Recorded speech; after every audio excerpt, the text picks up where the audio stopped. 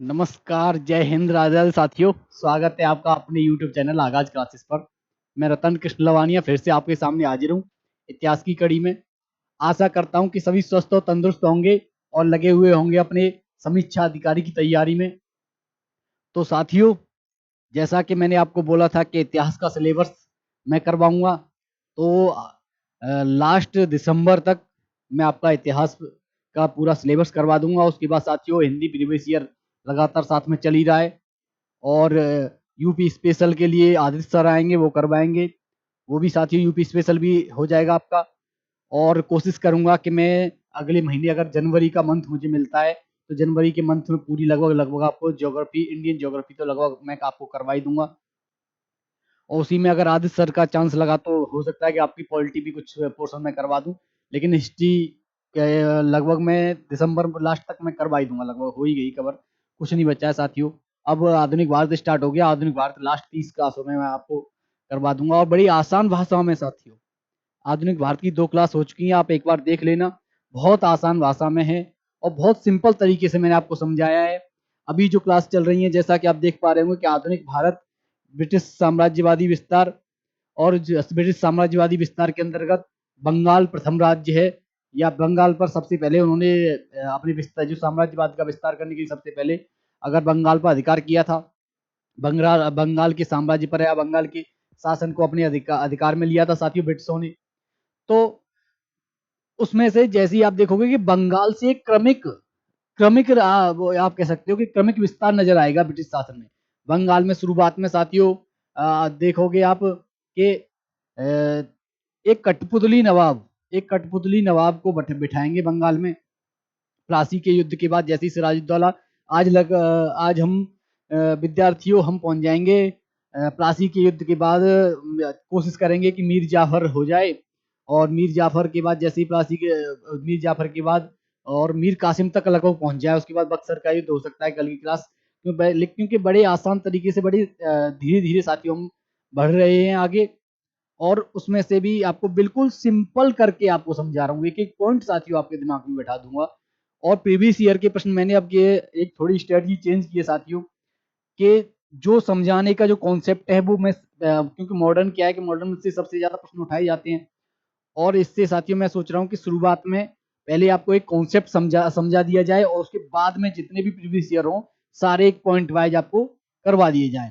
तो उसी प्रकार हम बिना देरी की आज की क्लास को साथियों प्रारंभ करते हैं। तो सबसे पहले बंगाल की जब चर्चा होगी, तो हम बंगाल की जैसे ही चर्चा होगी, तो बंगाल की चर्चा के बाद हम जैसे ही आगे बढ़ेंगे तो आप देख पाओगे साथियों कि ब्रिटिश साम्राज्यवादी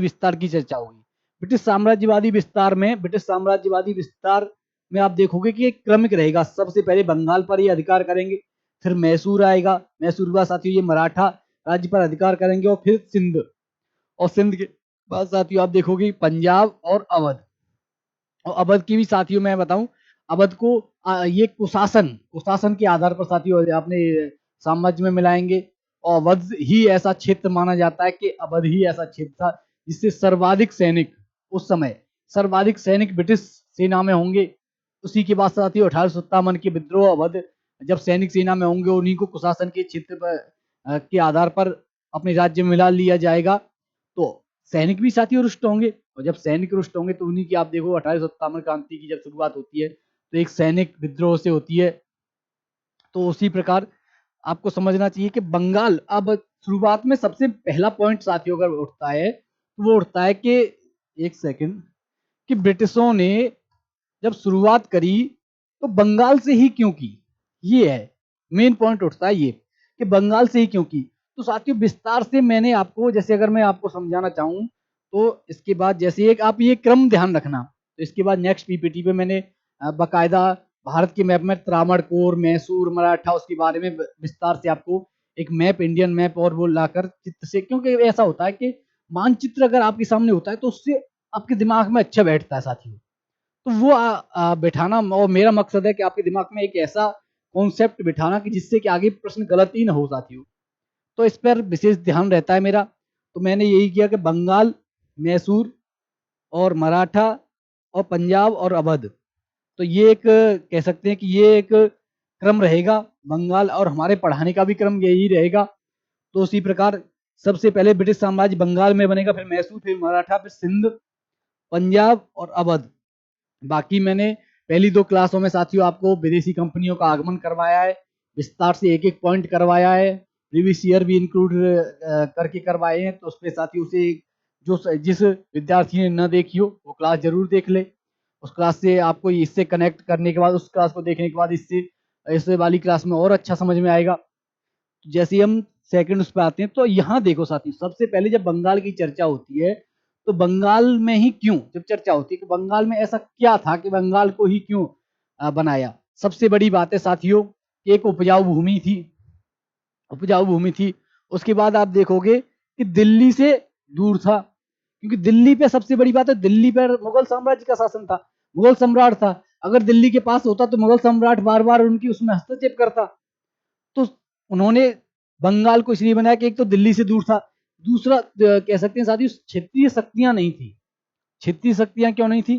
क्योंकि आप देखोगे कि बंगाल आपको नजर आएगा यहाँ इस जगह पे साथियों, यहाँ भारत की उस पे देखा जाए तो यहाँ पे बंगाल नजर आएगा, कोलकाता और उस वाले पोर्ट के पास में।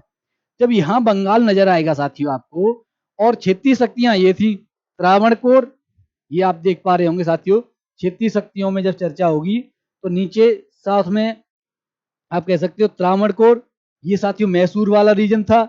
यहाँ पे साथियों निजाम था, और ये मराठवाड़ा साथियों। और ये मराठवाड़ा यहाँ तक आता था साथियों, ये यहाँ तक पूरा लगभग लगभग ये मराठवाड़ा का क्षेत्र था। तो इस पे आप ध्यान रखना। तो ये क्षेत्रीय शक्तियां थी, क्षेत्रीय शक्तियां जी थी। तो पल पल पे अगर क्षेत्रीय शक्तियां अगर वो यहाँ कहीं बनाते, जैसे मद्रास में भी ब्रिटिश थे, और नीचे पांडिचेरी थी, पांडिचेरी में फ्रांसीसी थे। तो ब्रिटिश अगर मद्रास को या बंबई को बनाते, तो आप देख पाओगे साथियों कि क्षेत्रीय शक्तियां बार बार आप कह सकते हैं कि इनको क्षेत्रीय शक्तियां आप कह सकते हैं डिस्टरबेंस करती, या बार बार उसमें हस्तक्षेप करती। तो जब बार बार इनके साम्राज्य विस्तार में हस्तक्षेप करती क्षेत्रीय शक्तियां, इसीलिए आप देखोगे कि इन्होंने बंगाल में जाकर अपने साम्राज्य का विस्तार किया। और जैसे ही बंगाल में साम्राज्य के विस्तार की जब चर्चा होगी, तो तीसरा पॉइंट जो आएगा, तो वो आप देख पाओगे साथियों कि ब्रिटिशों ने केंद्र बनाया बंगाल को। और ब्रिटिशों ने केंद्र क्यों बनाया? सबसे पहली बात, उपजाऊ भूमि थी, बंदरगाह नगर था।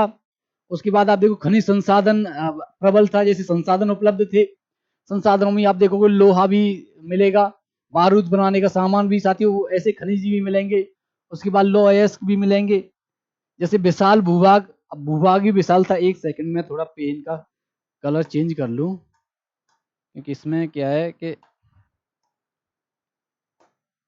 जैसी चर्चा होगी, ये आप देख पा रहे होंगे कि विशाल भूभाग, उपजाऊ भूमि, मैंने अभी आपको बताया उपजाऊ भूमि थी, राजस्व व्यापक था, राजस्व भी साथियों व्यापक स्तर पर मिलता था, प्राकृतिक संसाधन उपलब्ध थे, बंदरगाह नगर था भी मैंने आपको बताया, और खनिज पदार्थ भी उपलब्ध थे, जिसमें खनिज पदार्थों में साथियों आप देखोगे कि लोहा, कोयला, बारूद निर्माण सामग्री भी उपलब्ध थी उस समय।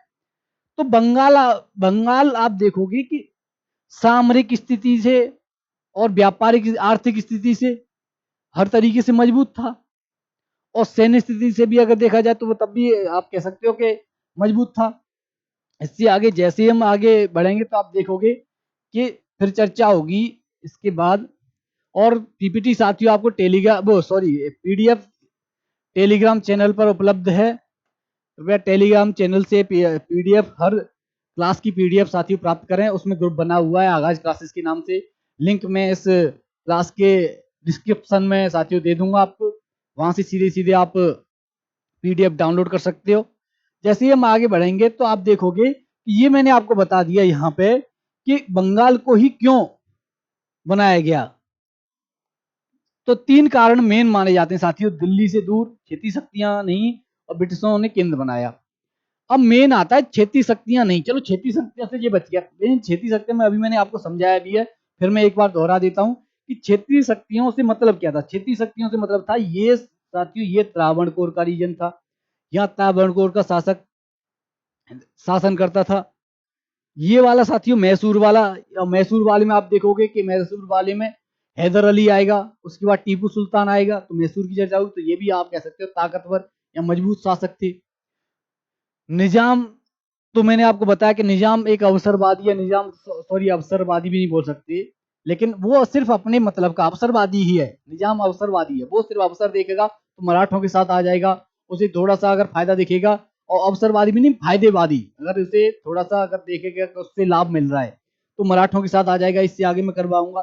जैसे ही कर्नाटक युद्ध होंगे, मराठा युद्ध होंगे, या इंडो अंग्रेजों के, जैसे अंग्रेज मैसूर युद्ध होंगे, तो ब्रिटिश मैसूर युद्धों का जब चर्चा होगी, या ब्रिटिश मराठा युद्धों की जब चर्चा होगी, या कर्नाटक युद्धों की चर्चा होगी, तो आप देखोगे कि निजाम, जैसे बोलते हैं ना कि बिन पैंदी का लोटा, सिर्फ वो अपना लाभ देखता है। निजाम निजाम को अगर यहाँ लाभ है तो यहाँ चला जाएगा, और उसको दूसरी जगह लाभ है तो दूसरी जगह चला जाएगा। तो ये एक वो नजर आएगी, और निजाम आप कह सकते हो कि अंग्रेजों का पिछलग्गू बन जाएगा। वो लास्ट तक साथियों अंग्रेजों का पिछलग्गू रहेगा। और उसके बाद और एक निजाम और एक अवध, अवध भी मैं आपको करवाऊंगा इसके बाद, जैसे ये चर्चा होगी तो क्रम से जैसे करवाऊंगा। तो अवध पर जब पहुंचेंगे तो अवध भी इसके बाद, जैसे ही, सॉरी थोड़ी तबीयत नासाज चल रही है साथियों, तो उस वजह से। बाकी जैसे ही आप मराठाओं पे आएंगे तो मराठाओं ने ये पूरा यहाँ से महाराष्ट्र वाला पूरा रीजन, और इधर साइड में आप देखोगे कि यहाँ तक पूरा मराठाओं के, आप कह सकते हो अधिकार में था। और मराठाओं के अधिकार में यह पूरा मराठवाड़ा जिसे बोला जाता था, उसमें आप देखोगे कि मराठाओं से घोर संघर्ष होता है अंग्रेजों का, या ब्रिटिशर्सों का घोर संघर्ष चलता है। संघर्ष के बाद उसी में मराठाओं में आपको बाजीराव पेशवा भी देखने को मिलेगा, जिसे महान योद्धा बोला जाता है, बाजीराव प्रथम जो है। उसके बाद जैसे ही आप देखोगे कि ये जो रीजन है, इसमें आए मद्रास में तो साथियों ब्रिटिशर्स थे, और पांडिचेरी में फ्रांसीसी थे। तो अगर ब्रिटिशर्स मद्रास में अपना केंद्र बनाते तो आप देखोगे कि यहाँ मैसूर भी हस्तक्षेप करता, निजाम भी हस्तक्षेप करता, और मराठा आ ही जाते थे। मराठा तो कहीं भी पहुंच जाते थे, उन्हें जैसे ही मौका मिलता वो हर जगह पहुंच जाते थे मराठा। उन्हें सिर्फ अपनी, कह सकते हैं कि सरदेश मुखी से मतलब था, चौथ या सरदेश मुखी। चौथ साथियों मराठाओं वाले पोर्शन में भी मैं आपको करवाऊंगा। चौथ एक कह सकते हो कि चौथ एक जैसे राजस्व समझ लो, या एक वसूली समझ लो। पैसे की वसूली की जाती थी कि हम आपकी सुरक्षा करेंगे, हम आपको लूटेंगे नहीं, हम आपको परेशान नहीं करेंगे, इसीलिए हमें चौथ दो। और सरदेश मुखी, एक सरदेश मुख जैसे नियुक्त किया जाता था, तो सरदेश मुख जैसे एक, जैसे बोलते हैं जमींदार टाइप का, ऐसे ही मराठा साम्राज्य में मैं आपको विस्तार से प्रशासनिक स्थिति और साम्राज्यवादी साम्राज्य के बारे में बताऊंगा, या समाज के बारे में बताऊंगा, सामाजिक व्यवस्था के बारे में। उसमें सरदेश मुख की चर्चा होती है। सरदेश मुख साथियों जैसे वर्तमान में जैसे बोलते हैं जमींदार, वर्तमान नहीं हो सकता, जैसे मुगल काल में जो जमींदार था, ऐसे ही सरदेश मुखों में एक मराठा साम्राज्य सरदेश मुख में जुड़ा हुआ था। और सरदेश मुख के ऊपर एक जो आप कह सकते हो कि जो पेशवा था, पेशवा होता था, उसे सरदेश मुखों का भी सरदेश मुख बोला जाता था, तो सब उसे सरदेश मुख ही देते थे। तो वही है साथियों। तो यहाँ जैसे ही मेन हम पॉइंट पे आते हैं कि मद्रास में क्यों नहीं, मद्रास में आप देखोगे कि एक में निजाम, मैसूर, मराठा और त्रावणकोर, चार तो ये शक्तियां हो गई, पांचवा साथी फ्रांसीसी हो गए। अब मद्रास में अपनी कंपनी स्थापित करने से, अगर ये मद्रास में अपनी कंपनी, या आप कह सकते हो कि अपनी कोठी स्थापित कर इसे अपना कार्यालय बनाते या इसे अपना मुख्यालय बनाते ब्रिटिशर्स, तो पांच पांच शक्तियां इसे हस्तक्षेप करती हैं। पांच पांच शक्तियों से इसका, आप कह सकते हो कि बार बार पांच पांच शक्तियां इसका विरोध करती या परेशान करती। तो इसीलिए इसने साथियों ब्रिटिशों ने बड़ी सूझबूझ से बंगाल में जाकर साथियों अपनी मुख्यालय या अपनी कंपनी या अपने पहला साम्राज्य जो स्थापित किया वो बंगाल में करेंगे। बंगाल से साथी शुरुआत होगी। यही मुझे समझाना था कि आपके दिमाग में ये बैठना चाहिए कि वो सीधे सीधे आपके दिमाग में आ रहा होगा कि सबसे पहले आए तो मद्रास में थे। भाई मसूलीपट्टनम सबसे पहले सूरत में आए, सूरत में नहीं किया, चलो सूरत में हो सकता है, सूरत से आगे जैसे बढ़े तो मद्रास में इनका मुख्यालय था। मद्रास में सब था। आप पांडिचेरी में आप देखोगे फ्रांसीसी पांडिचेरी तक ही सीमित रहते हैं। और मैं अगर आप इससे आगे करवाऊं आपको, इन दोनों में अगर फ्रांसीसियों में और उसमें अंतर मैं आपको बताऊं ब्रिटिशर्स में, कि ब्रिटिशर्स ने बंगाल में क्यों किया, तो आप दोनों में अंतर देखोगे कि बंगाल पर नियंत्रण ब्रिटिशों ने किया, और फ्रांसीसियों ने पांडिचेरी पर ही नियंत्रण रखा। अब बंगाल की अपेक्षा पांडिचेरी आप देखोगे कि एक सीमित क्षेत्र था। बंगाल एक विस्तार, आप कह सकते हो आर्थिक संपन्न क्षेत्र पर नियंत्रण किया बंगाल पर ब्रिटिशों ने। और फ्रांसीसियों ने आप देखोगे छोटा संसाधन वाला क्षेत्र था, एक सीमित क्षेत्र था, छोटा सा क्षेत्र था पांडिचेरी। उसके बाद अंग्रेजों ने समुद्र पर नियंत्रण कर, बंगाल में आप देखोगे कोलकाता बंदरगाह की जब चर्चा होती है, बंदरगाह नगर था और नदी बंदरगाह था, तो उसमें आप व्यापार और उसके लिए सबसे आप कह सकते हो सुदृढ़ था। नौसैनिक श्रेष्ठता, मैंने आपको बताया कि स्वीडिश, जब मैं शुरुआत में कंपनी की जब चर्चा करता हूँ तो स्वीडिश के जो या यूरोप की जो सबसे सर्वश्रेष्ठ या नौसैनिक थे वो स्वीडन के थे।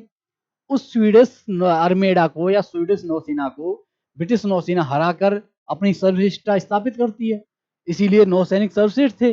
और फ्रांस की आप देखोगे कि फ्रांस में क्षेत्रीय शक्तियों, अगर पांडिचेरी में आप देखोगे मद्रास के नीचे ही पांडिचेरी है, पांडिचेरी में अगर आप साम्राज्य आपके अपना कोठी बनाते हो या अपना एक स्थापित करते हो, अपना केंद्र या अपना मुख्यालय बनाते हो, तो क्षेत्रीय शक्तियां भी आएंगी, इन्हें लाभ लेने से क्षेत्रीय शक्तियां रोकेंगी। और क्षेत्रीय शक्तियां मैंने आपको बताया कि पांच पांच क्षेत्रीय शक्तियां थी, इसीलिए ब्रिटिशों ने, अभी मैंने आपको समझाया कि ब्रिटिशों ने मद्रास में अपने मुख्यालय या अपना केंद्र नहीं बनाया, बंगाल को सबसे पहले अपना साम्राज्य विस्तार बंगाल से प्रारंभ किया साथियों।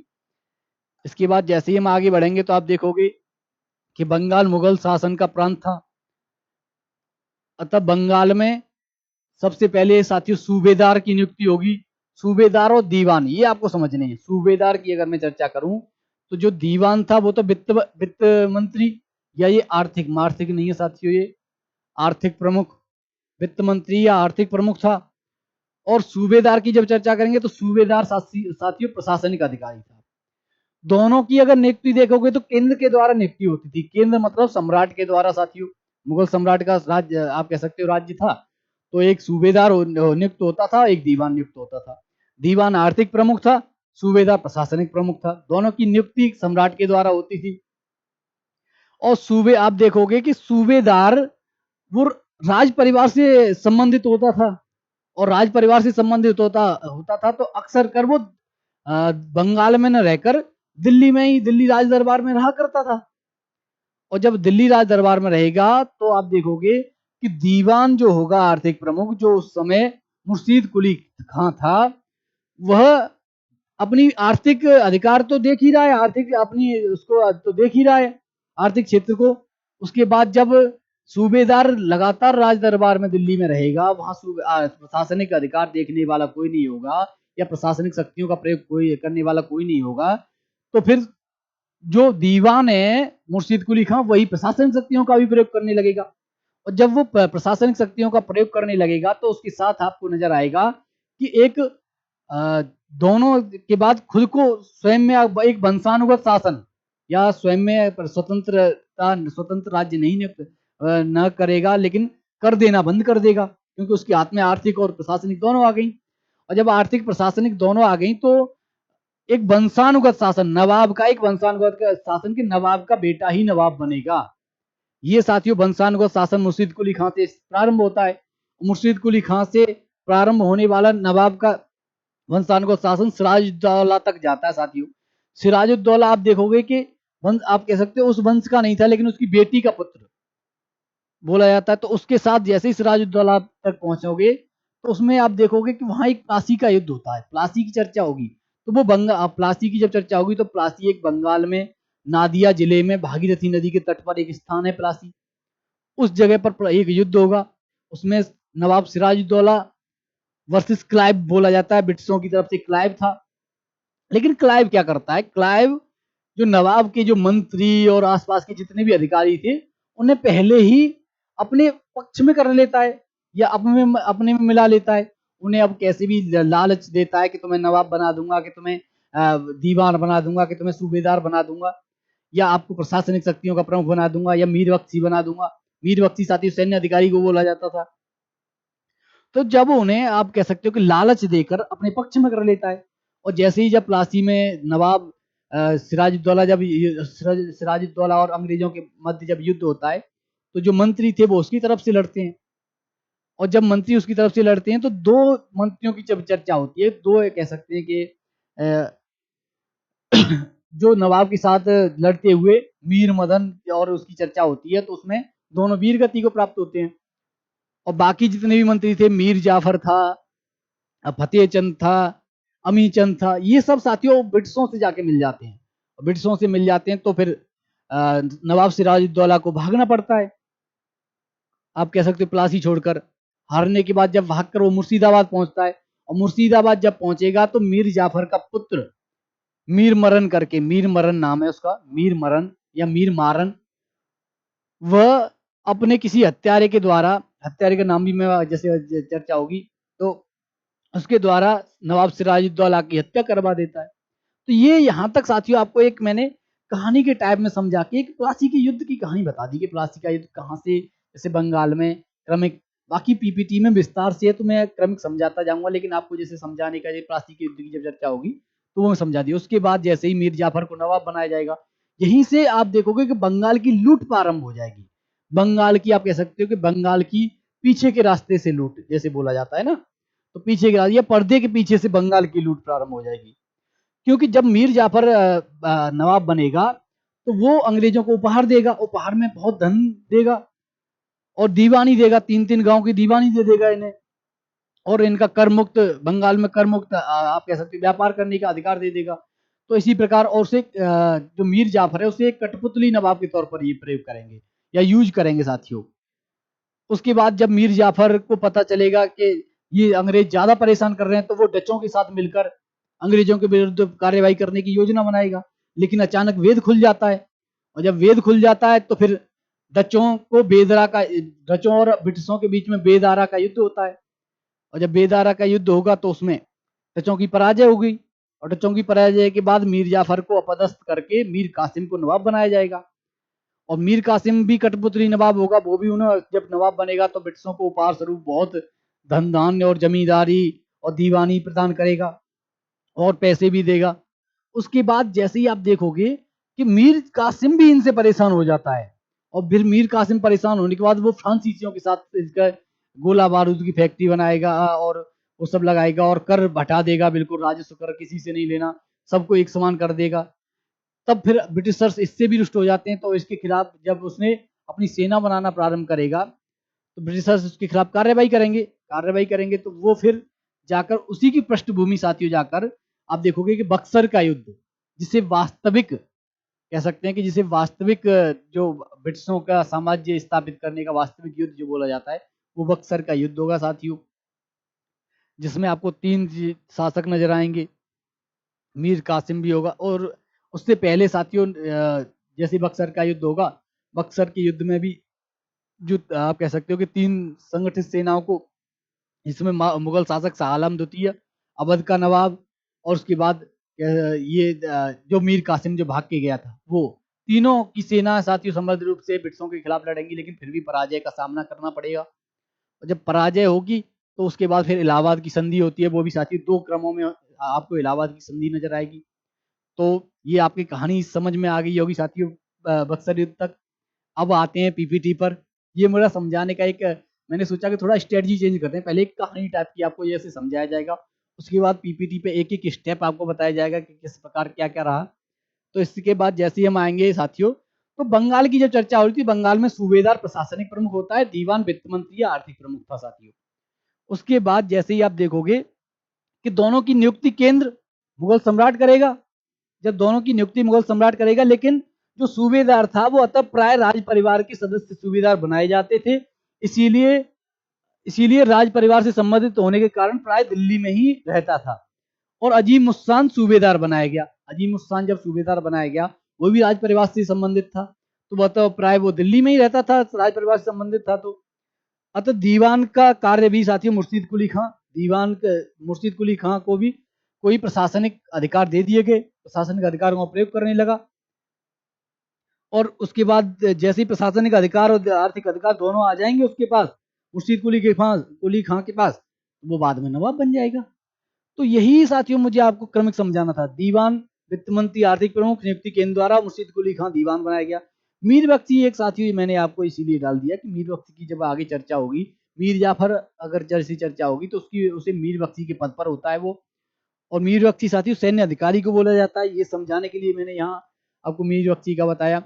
उसके बाद जैसे ही हम बढ़ेंगे तो सबसे पहले चर्चा होगी मुर्शीद कुली खां की, क्योंकि मुर्शीद कुली खां जब नवाब बन गया बंगाल का, और जब नवाब बन गया बंगाल का तो उसके बाद आप देखोगे कि 1700 ईस्वी में मुर्शीद कुली खां और औरंगजेब के द्वारा बंगाल का दीवान बनाया गया। 1700 में मुर्शीद कुली खां को औरंगजेब के द्वारा बंगाल का दीवान बनाया गया था। बंगाल का सूबेदार उस समय अजीम उस्सान था, जो राज परिवार से संबंधित होने के कारण प्राय दिल्ली में दरबार में ही रहता था। तब बंगाल की वास्तविक शक्ति का मुर्शीद कुली खां के पास थी। नवाब बन गया, ये तो वही बात है जो अभी मैंने शुरुआत में करी थी। उसके बाद देखोगे साथियों कि मुगल सम्राट फारूक सियर ने मुर्शीद कुली खां को 1717 ईस्वी में बंगाल का सूबेदार नियुक्त किया। फारूक सियर 1717 में बंगाल का सूबेदार नियुक्त कर देता, वही प्रशासनिक अधिकार दे दिए जाते हैं। और जब प्रशासनिक अधिकार भी साथियों मिल जाएंगे आर्थिक के साथ साथ, तो मुगल सम्राट द्वारा यह नियुक्त यह बंगाल का अंतिम सूबेदार था, क्योंकि इसके बाद जब वो खुद को नवाब घोषित कर देता है तो सूबेदार का पद समाप्त हो जाता है, और सूबेदार का पद समाप्त हो जाता है तो नवाब का पद वंशानुगत हो जाता है। इसी के साथ बंगाल में वंशानुगत शासन की शुरुआत हुई कि नवाब का बेटा नवाब बनेगा साथियों। उसमें सूबेदार और दीवान दोनों के अधिकार साथियों नवाब के पास चले जाते हैं। सबसे पहला नवाब साथियों मुर्शीद कुली खां, जिसके कार्य या सुधार, और सुधार भी ने लिखो यहाँ सीधे सीधे कह सकते हो साथियों आर्थिक सुधार, क्योंकि इसने आर्थिक सुधारों पर ज्यादा जोर दिया। आर्थिक सुधार, सुधार, ये साथियों आर्थिक सुधार की चर्चा होगी। आर्थिक सुधारों में साथियों आप देखोगे कि छोटे जमींदारों के विरुद्ध कार्रवाई करेगा मुर्शीद कुली खां। छोटे जमींदार, ये आपकी समझ में नहीं आ रही होगी, क्योंकि छोटे जमींदारों से साथियों राजस्व की कम प्राप्ति होती थी। राजस्व, क्योंकि छोटे जमींदार होंगे तो उनको आर्थिक लाभ कम होगा, अनाज कम पैदा करेंगे, अनाज कम पैदा करेंगे तो साथियों आप देखोगे उनकी उपज भी कम होती थी।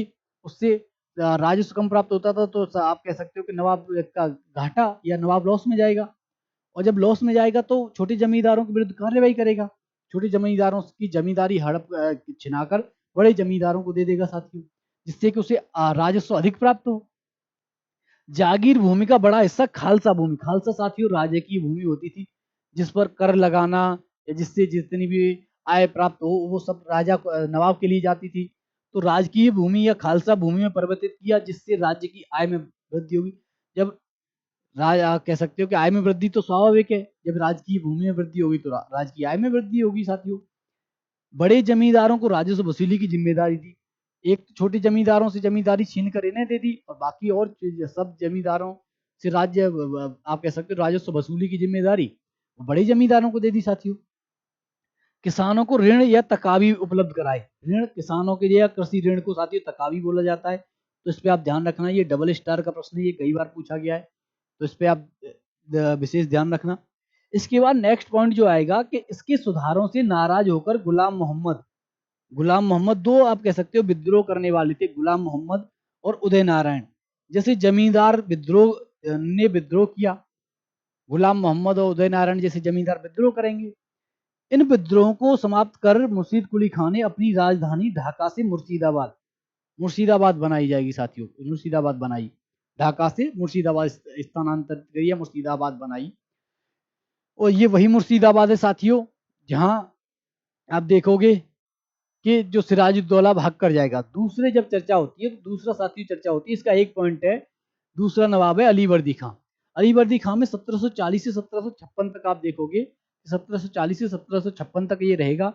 इसका सिर्फ एक है कि इसने ये कहा था कि जो यूरोप वासी हैं या यूरोपियन है उनके लिए इसने ये कहा था कि यह एक मधुमक्खी की तरह हैं, इन्हें अगर छेड़ा नहीं गया तो ये शहद देंगे, अगर इन्हें छेड़ा गया तो ये हमें काट काट कर मार डालेंगे। तो ये कई बार पूछा गया है, ये आप कह सकते हो सेंटेंस, और लगातार एग्जाम में पूछा जाता है। तो साथियों इस पे ध्यान रखना।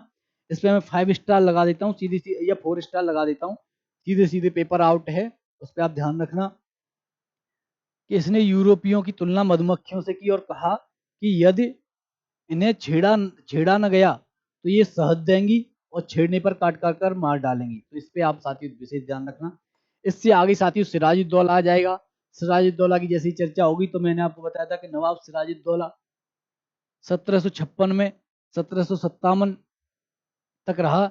और ये साथियों क्यों रहेगा, क्योंकि आप देखोगे कि अलीवर्दी खां तक तो वंशानुगत चल रहा है। वंश तो हालांकि ये भी नवाब का था, लेकिन ये उसकी पुत्री का पुत्र था, और जब पुत्री का पुत्र था तो अमीरों को और उसके सेनापतियों को उनको नहीं होगा। खास इसकी कह सकते हो कि जो नवाब की दूसरी पुत्री थी घसीटी बेगम, उसको पसंद नहीं आया। इसकी मौसी वो भी विद्रोह करेगी साथियों, इसमें दे रखा होगा। तो जब जैसे ही नवाब बना सिराजुद्दौला, तो अपने संबंधियों का विरोध का सामना करना पड़ा। और संबंधियों में कौन था? आप देखोगे कि पूर्णिया का नवाब शौकत जंग और मौसी घसीटी बेगम, ये दोनों साथियों इसके सगे संबंधी थे, जिनका विरोध का सामना करना पड़ा, आप कह सकते हो, सिराजुद्दौला को। सिराजुद्दौला ने नवाब बनते ही बंगाल में राजनीतिक अस्थिरता का माहौल हो गया, सिराजुद्दौला के नवाब बनते ही, जिससे अंग्रेजों ने नवाब के विरोधियों का, या आप कह सकते हो कि अंग्रेजों ने कह सकते हो अस्थिर राजनीतिक अस्थिरता का लाभ उठाया। और लाभ उठाया तो नवाब के जो सगे संबंधी, मैंने अभी आपको समझाया था कि नवाब के सगे संबंधियों को संरक्षण दिया और अवसर का लाभ उठाकर नवाब की बिना अनुमति के ही कोलकाता में किलेबंदी शुरू कर दी। फोर्ट विलियम, कोलकाता की इनकी जो जगह थी, फैक्ट्री थी, फोर्ट विलियम थी, उसकी किलेबंदी कर दी। किलेबंदी मतलब चारों तरफ से दीवार से वो करना, एक किले नुमा बनाना। और उस समय साथियों बिना नवाब की अनुमति के उसके राज्य में या उसके क्षेत्र इलाके में या उसके क्षेत्र में कोई निर्माण कार्य चल रहा है, कोई किलेबंदी चल रही है, तो नवाब स्वाभाविक बात है गुस्सा होगा। अतः नवाब सिराजुद्दौला ने अंग्रेजों के विरुद्ध कार्रवाई करते हुए कलकत्ता पर हमला कर दिया। और जब कलकत्ता पर हमला करेगा और जून 1756 ईस्वी में फोर्ट विलियम पर अधिकार कर लेगा। जून 56 में साथियों फोर्ट विलियम साथियों कलकत्ता में इनकी कोठी का नाम फोर्ट विलियम था, तो उस पर अधिकार कर लेगा। इस घटना के संदर्भ में आप देखोगे कि ब्रिटिश अधिकारी जो हालवेल है, हालवेल वो ब्लैक होल की चर्चा करेगा, ब्लैक होल कांड, ब्लैक होल कांड की चर्चा करेगा। ब्लैक होल कांड, ब्लैक होल नहीं है साथियों, ब्लैक होल कांड। ब्लैक होल कांड अब आपके दिमाग में आ रहा होगा कि ब्लैक होल कांड क्या था। तो ब्लैक होल कांड और कुछ नहीं था साथियों, जो हालवेल के जो बताता है ब्लैक होल कांड, उसमें ये था कि जब नवाब सिराजुद्दौला ने कोलकाता पर आक्रमण किया या कोलकाता पर अधिकार के लिए जब सेना भेजी या सेना लेकर आया, तो उसने कोलकाता पर अधिकार कर लिया और 147 ब्रिटिशर्स या अंग्रेजों को एक छोटे से कमरे में बंद कर दिया, जिसमें से सुबह 23 ही जिंदा बचे साथियों। 147 147 लोगों को बंद किया, जिसमें से जो जिंदा बचे वो साथियों सिर्फ 23 थे। तो ये साथियों एक ब्लैक होल कांड है कि एक छोटे से कमरे में 147 लोगों को डाल दिया गया, जिसमें से सुबह देखा तो उसमें 23 लोग ही जिंदा बचे थे, जिसकी चर्चा साथियों लेखक हॉलवेल ने की है। तो इस पर आप विशेष ध्यान रखना, ये कई बार पूछा गया है। तो इससे आगे जैसे ही हम बढ़ेंगे तो आप देखोगे कि अंग्रेजों ने फिर कलकत्ता पर पुनः नियंत्रण के लिए क्लाइव के नेतृत्व में एक सेना भेजी। और जब क्लाइव के नेतृत्व में सेना भेजेगी क्लाइव के में, तो कोलकाता पर अधिकार कर लेंगे ये, और कलकत्ता पर पुनः अधिकार किया। जब कलकत्ता पर अधिकार हो जाएगा और उसके बाद क्लाइव ने नवाब के अधिकारियों को अपने पक्ष में कर नवाब के विरुद्ध षड्यंत्र रचा। मैंने अभी आपको इतनी विस्तार से पूरी कहानी डिटेल में बताई कि कैसे किस तरीके से उसने अपने पक्ष में करेगा। इनमें से प्रमुख अधिकारियों में से प्रमुख थे मीर जाफर, मैंने अभी आपको बताया मीर जाफर मीर बख्शी के पद पर था। उसके बाद मणिक चंद साथियों आता है, मणिक चंद कलकत्ता का प्रभारी था, कलकत्ता का प्रभारी है। अमी चंद साथियों पूंजीपति था। जगत सेठ या फतेह चंद कलकत्ता का बैंकर था। और एक और साथियों चर्चा होती है, यहाँ पे नाम नहीं दे रखा, वो आगे हो सकता है, आगे हो, यहीं पे एक स्टार बनाकर आप देख लो कि राय दुर्लभ दुर्लभ राय दुर्लभ भी था। ये साथियों दीवान था, ये दीवान था राय दुर्लभ। अगर आपको जैसे नजर आ रहा होगा राय दुर्लभ, आगे भी होगा तो मैं बता दूंगा, राय दुर्लभ भी साथियों इसी में था, षड्यंत्र में शामिल था। जैसे ही हम आगे बढ़ेंगे तो वही प्लासी के युद्ध की एक पृष्ठभूमि साथियों चल रही है। प्लासी का युद्ध 23 जून 1757 में, प्लासी मैंने अभी आपको बताया कि बंगाल के नादिया जिले के जिले में भागीरथी नदी के तट पर स्थित है। इसमें अंग्रेज और सिराजुद्दौला की साथी जब बीच संघर्ष हुआ तो उसमें सिराजुद्दौला पराजित होगा और ब्रिटिशर्सों की विजय होगी।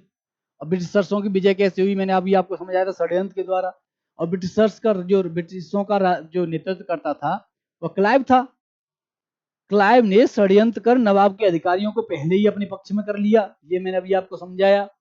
अतः मीर जाफर और राय दुर्लभ, मीर जाफर साथियों मीर बख्शी और राय दुर्लभ आप कह सकते हो दीवान, राय दुर्लभ जो चर्चा होगी साथियों। मैंने अभी आपको बताया था राय दुर्लभ, ये राय दुर्लभ है जो दीवान था, अभी मैंने जो आपको नाम लिखवाया। नवाब की सेना पराजित हुई और सिराजुद्दौला दौला को युद्ध के मैदान से भागना पड़ा। तो जो मीर जाफर, जो मीर बख्शी था सैन्य अधिकारी, और राय दुर्लभ जो दीवान था, वो तटस्थ रहे, वो खड़े रहे, वो लड़े ही नहीं। और जब लड़ेंगे नहीं तो अंग्रेजों की सेना भारी पड़ी और उन्होंने, आप कह सकते हैं कि नवाब की सेना को पराजित कर दिया। इसमें से नवाब के जो दो सेनापतियों की जब चर्चा होती है, दो सेना के प्रमुख या सेनापति थे, वो लड़ते हुए वीरगति को प्राप्त हुए। एक था साथियों मीर मदन, एक था मोहनलाल।